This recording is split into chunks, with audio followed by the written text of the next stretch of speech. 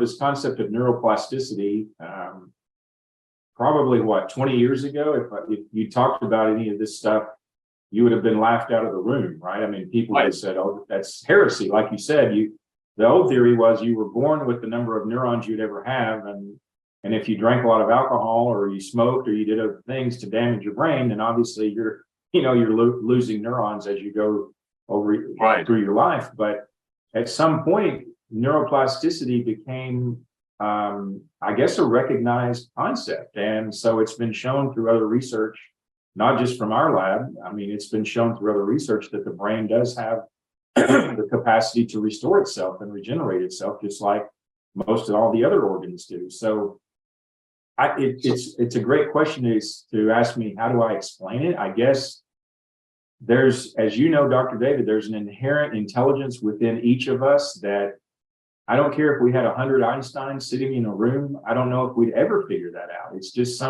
it's like our spark of our existence, right? I mean, whatever you refer that to, it's through faith or spirituality or whatever that is, there's something within us we have that allows us to be able to do what we do. And so I just go back to the idea of, what is commonly or accepted as known that our stem cells do is that they have the capacity to migrate out to wherever we have damage or to wherever we have, something that's not homeostasis. And so if we provide the raw materials that our cells need to do that process to function in that way, then we can regenerate and restore itself. I mean, it's the same thing that we've seen in people with cancer. It's like, how did that happen? When somebody basically has a reversal of a cancer condition, how did that happen with these polysaccharides? And I'm sorry, I'm diverting the topic a little bit, but it's the same thing. Like the cancerous state came into being at least partially due to a poorly functioning immune system, and that allowed all these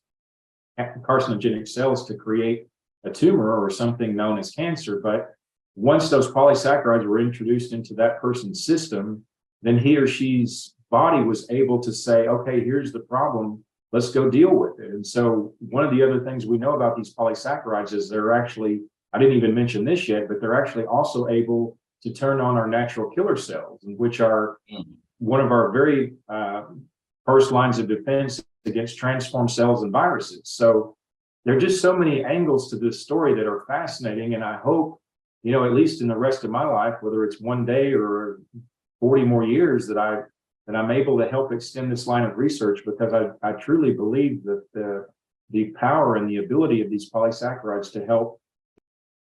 I would just say, health is wealth. I mean, it's great to have material things, but if you don't have your health, in my view, you don't have a lot. And so the most fundamental thing that we can do to protect our health is to eat well and